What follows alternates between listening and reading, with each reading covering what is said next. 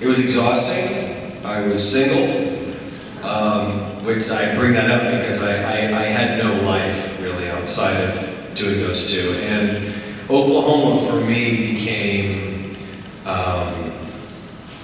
my way to relax in a very odd way. In hindsight, because the Broadway schedule is pretty rigorous, especially doing a 3-hour musical where you're the dreamy Curly as well as the regular Curly.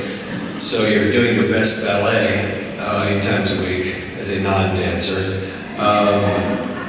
But it was exhausting. I actually specifically remember there was it's funny the things you remember. The backstage, there was a low-hanging bar that had a piece of yellow tape, and every Saturday night I would hit the yellow tape, which meant, theater's all about the ritual. I would hit the yellow tape. It was a warning to not hit your head. And that to me meant the end of a week. And I would always pray for that. Like I'd come through on a Wednesday and a Thursday, and finally when I got to that Saturday, I was like, thank God, boom. I got through another week. And when I took the job, Mike Nichols had said, we'd love for you to do this. And I said, well, I would love to do it. However, I really want to do Oklahoma. And he said, don't worry about that. We'll work around your schedule. And for the first 6 months, I didn't miss a show. And then when we started up in the fall, it cost, in hindsight, I knew nothing about the business, the film business then, so to me it was just like, it was great. Ignorance was bliss. I understood it cost them a lot of money to wait around until 11:30 to start their night work. If I had to do a night scene, they couldn't start until midnight. And I missed a couple Wednesday matinees. I was like, okay, fine, the show was responsive to that.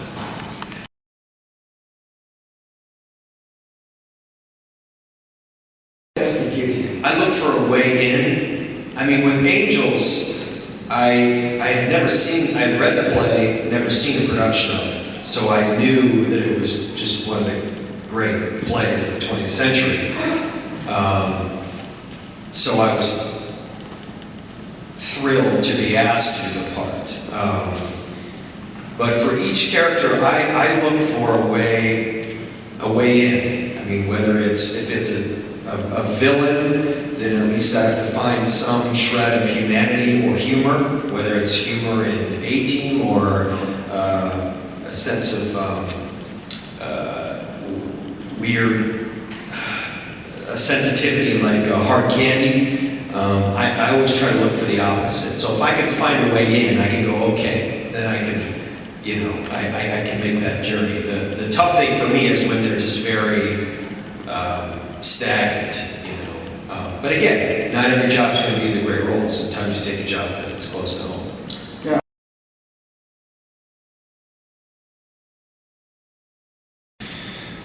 Well, coming from the theater, you get to do it again the next night. So if you blew it the night before, you get another chance. I mean, I don't know if there's really been a movie that I've done. I mean, there's certainly movies that I've done that maybe I felt like, I can look back and I go, I should have played that scene differently. But I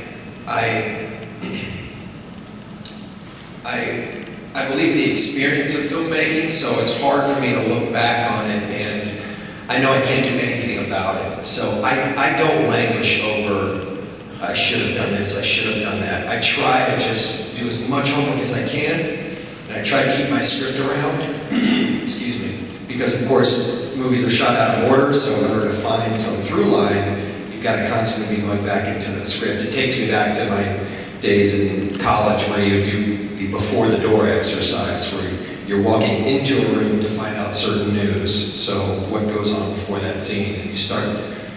And I literally take that exercise through to each scene. But there hasn't really been a role that I've looked back and said, I blew that role.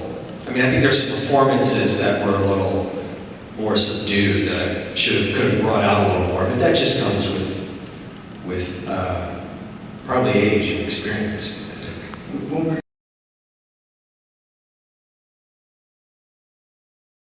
I I mean, Rodgers and Hammerstein, I think, were the best at going scene into song. I think when musical theater works at its best, it goes seamlessly from a scene into a song. You look at the If I Loved You scene in Carousel. I mean, even the orchestration sort of tell you how the blossoms will fall in the scene.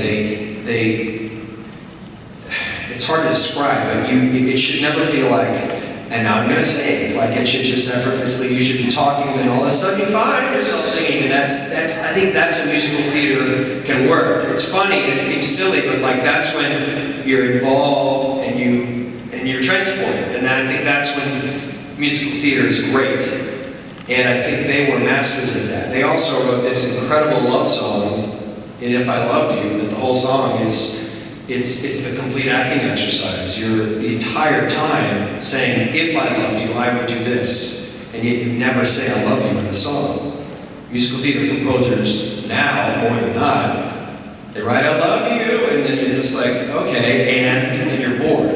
But if you're writing an entire song going, I wish I could tell you that I loved you, and I can't because it kills me, then that's at least something interesting. And I think that's, I'm a huge fan of theirs. But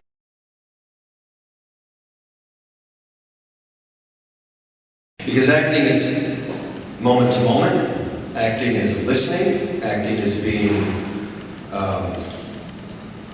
acting in its core is, yes it's doing, yes it's active, but acting is reacting. So whether you're doing that in a 10-second increment or you're doing it on stage for 3 hours straight, you're still playing the text, convincing,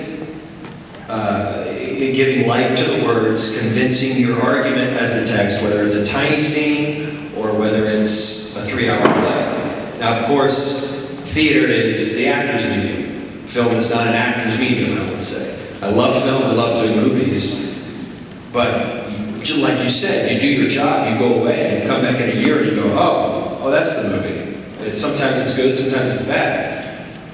But your acting to acting moments are still the same. You're not defined by your acting is not defined by the way the scene was shot. You know what I mean? There are movies that I've done where I thought, wow, that was a great scene. Unfortunately, it's in a cowboy shot, which is typically from here to here, and it's not close up, so they can't see it. That's frustrating. So I always feel like theater is the actor's medium, film is film is a director's medium or an editor's medium, and TV is a showrunner's medium, it's a producer's medium, it's directors are lower than actors. Sorry, it sounds brutal.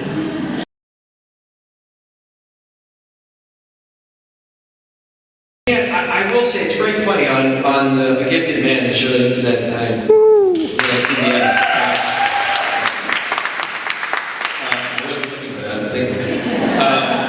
We would get actors, literally one of the reasons that I did the show was the amount of actors that I've known, my wife and I have known in New York for the past 15, 16 years, getting them to be on the show. So the best theater actors that would come on and do a scene in your show. And it's very funny, after about the 5th episode, we have people come in and guest stars, and they would be people who do a lot of guest stars on TV. And we'd be doing our lines, and I'd be changing them and doing my stuff.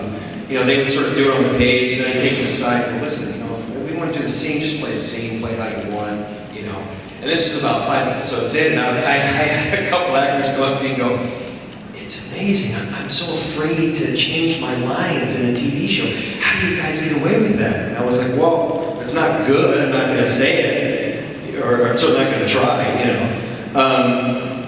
And I was very fortunate to feel like, because the first few episodes, those writers, the TV writers, were not used to typical film actors that were, and it was not out of ego.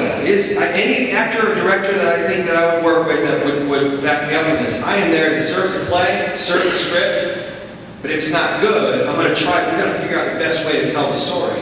So I don't really care that you want to say, I go over there, like, whatever. I don't care what your words are if they don't work. Because There's also a team of writers, then it goes to the network in the studio. So by the time it gets to you, it's not 1 or 2 people that have written your television script. It's like 15, you know? And that also took me about 6 episodes of going up and finally saying to the writer, the guy who was listed, hey, do you mind if I change that? And he'd say, oh, I didn't write that. And I was like, what? And he'd give me 10% of the script is what I wrote. And then I was like, oh, that's how it's done.